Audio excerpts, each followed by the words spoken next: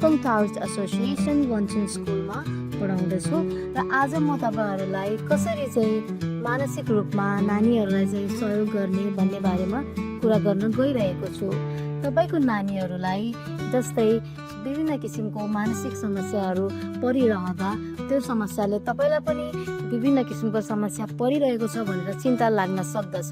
त्यसको लागि चाहिँ कसरी नानीहरूलाई सहयोग गर्ने भन्ने बारेमा कुरा गर्दा गर्दै तपाईहरुलाई आफूलाई नै मानसिक चिन्ता भइरहेको हुन सक्छ।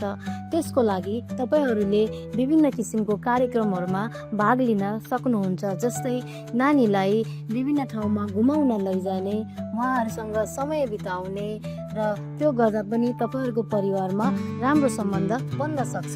र अर्को कुरा, तपाईहरु नानीलाई विभिन्न ठाउँमा घुमाउँदै लैजान गर्दा उहाँहरु पनि आमा बाबासँग राम्रोसित बोल्न सक्ने, कुरा गर्न सक्ने, आफ्नो मनको कुराहरू खोल्न सक्ने हुँदा उहाँहरूलाई कस्तो भइरहेको छ त्यो बारेमा जान्न पाउँदा तपाईहरुलाई पनि खुसी लाग्न सक्दछ।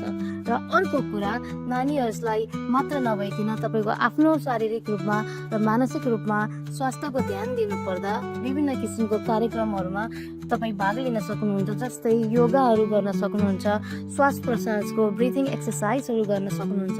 त्यो गर्दा तपाईलाई पनि विभिन्न किसिमको तनावबाट मुक्त हुने तपाईलाई सुविधा पुग्दछ।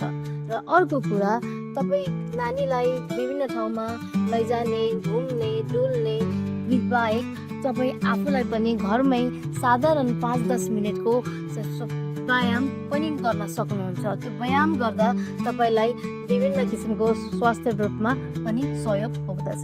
धन्यवाद।